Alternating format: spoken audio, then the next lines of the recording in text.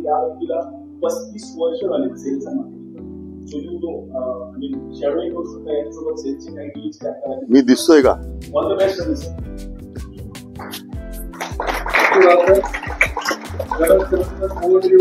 माझं mic recording होत.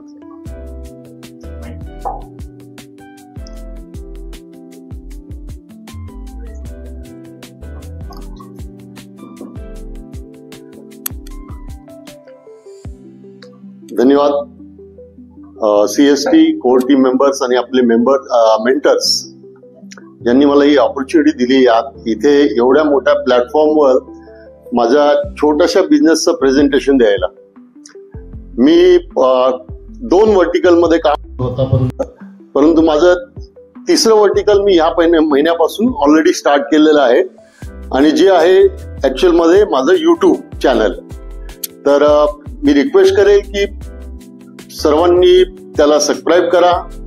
खास करून ज्यांना वेल्थ क्रिएट करायची आहे, ज्यांना पॅसिव्ह इन्कम बनवायचं आहे आणि ज्यांना नेक्स्ट जनरेशनसाठी वेल्थ पास ऑन करायची आहे. थँक्यू. तुम्ही इथे पाहत असाल की 35 वर्षाचा अनुभव आणि रिअल इस्टेटमध्ये 2 वर्ष. ऍक्च्युली मला सॅटर्डे क्लबमध्ये 3 वर्ष झाली. पहिल्या वर्षामध्ये मला काही बिझनेस मिळाला नाही, परंतु मी सॅटर्डे क्लब सोडला नाही, मी तो बिझनेस सोडला आणि मी 4 वर्षाचं काम 2 वर्षामध्ये करू शकलो, only because of Saturday club. जे काम एक सामान्य इस्टेट एजंटला 4-5 वर्ष लागतील ते काम मी 2 वर्षामध्ये केलं. म्हणजे मला सांगायला आनंद होईल की इथे बसलेले कुवारे साहेबांमुळे मला एक मोटिवेशन बूस्ट मिळाला. त्यांनी माझ्याकडून पहिला 80 लाखाचा फ्लॅट बुक केला, प्रदीप दाटवे सरांनी, आणि त्यानंतर त्यात साधारण 2 वर्षामध्ये मी जवळजवळ 10 करोडचा बिझनेस केला. 5 लाखापेक्षा जास्त रेंटल इन्कम जनरेट केलं.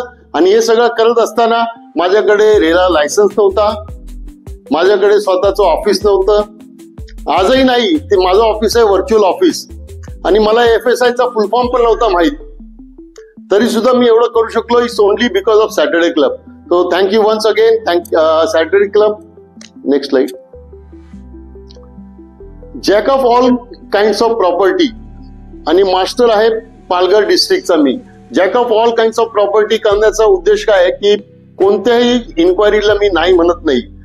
त्याच्यामुळे मी पूर्ण वीक बिझी असतो. जर मी फक्त फ्लॅटचं रेसिडेन्शियलचं कामं घेतली तर आपण फक्त विकेंडला घरं पाहायला जातो, इतर दिवशी नाही. तर त्यामुळे मी इंडस्ट्रीयल, कमर्शियल आणि प्लॉट्स कामं हातात घ्यायला लागलो आणि मला पूर्ण आठवडा कामं मिळायला लागली.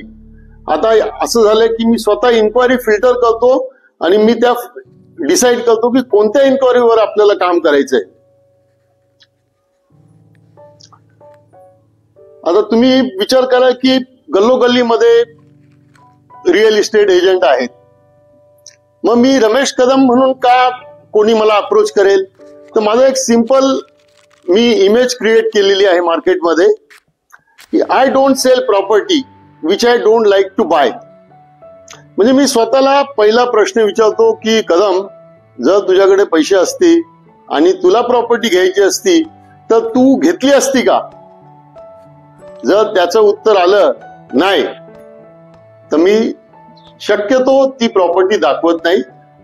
परंतु जर काहीच ऑप्शन नाही तर मी ती प्रॉपर्टी दाखवतो विथ प्लस आणि मायनस, जे त्याचे बेनिफिट्स आहेत, ड्रॉबॅक्स आहेत ते सांगून दाखवतो. आणि त्यामुळे मला रिअल इस्टेट सारख्या बिझनेस मध्ये पण रिपीट बिझनेस मिळतात.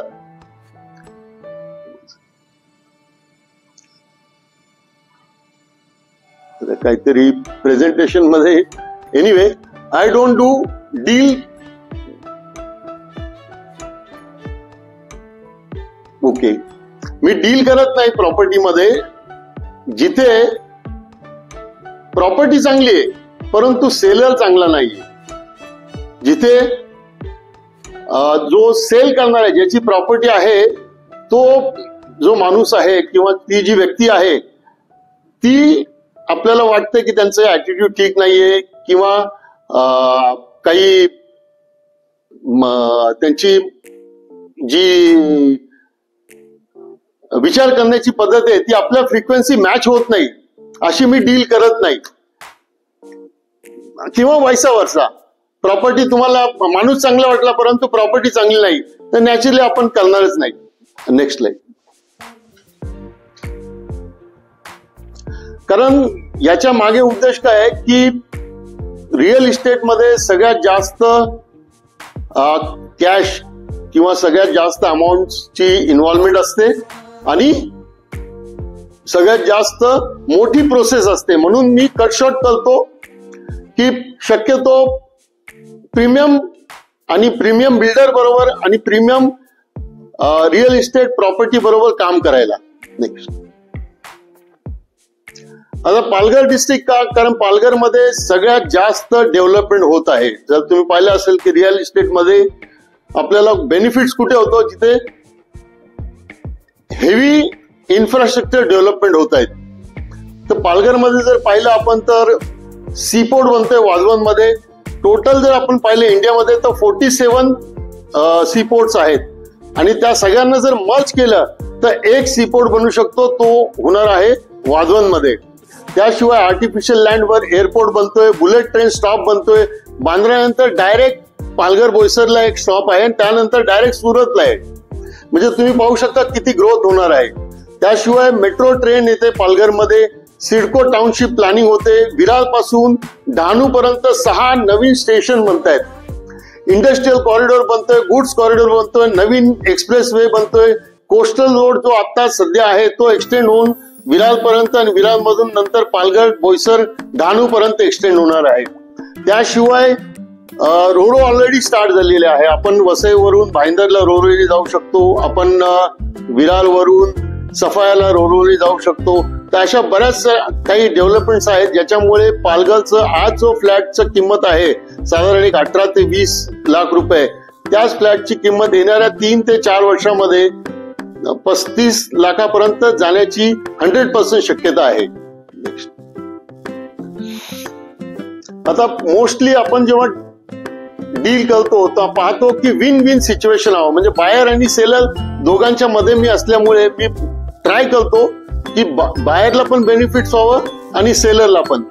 बऱ्याच वेळा असं होत नाही, जिथे ऍक्च्युली काही वेळा आपल्याला पाहतो की सेल्फ सेंटर्ड लोक असतात. म्हणजे आता मला इथे माझी करंट सक्सेस स्टोरी सांगायला चान्स मिळाला असता जर मी माझी लास्ट मीटिंग सक्सेसफुल झाली असती. गेल्या आठवड्यामध्ये 5 करोडची डील होती. बायर म्हणत होता की मी 75% कॅश मध्ये देईल, 25% व्हाईट मध्ये देईल. आणि सेलर म्हणत होता की नाही मला 50% आणि 50% असं पाहिजे. आणि शेवटी ते झालं नाही. एनिवे, सांगायचा उद्देश काय की विन विन सिच्युएशन मध्येच शक्यतो डील होते. एखादा माणूस त्याच्यामधला जर सेल्फ सेंटर्ड असेल, रिजिड असेल आणि फ्लेक्झिबल नसेल प्रोसेससाठी तर ती डील नाही होत. नेक्स्ट. माझा इथे येण्याचा मेन उद्देश आहे की मी इन्व्हेस्टर्स जे पालघरमध्ये इन्व्हेस्ट करू इच्छितात अशा लोकांना मी माझं आस्क आहे.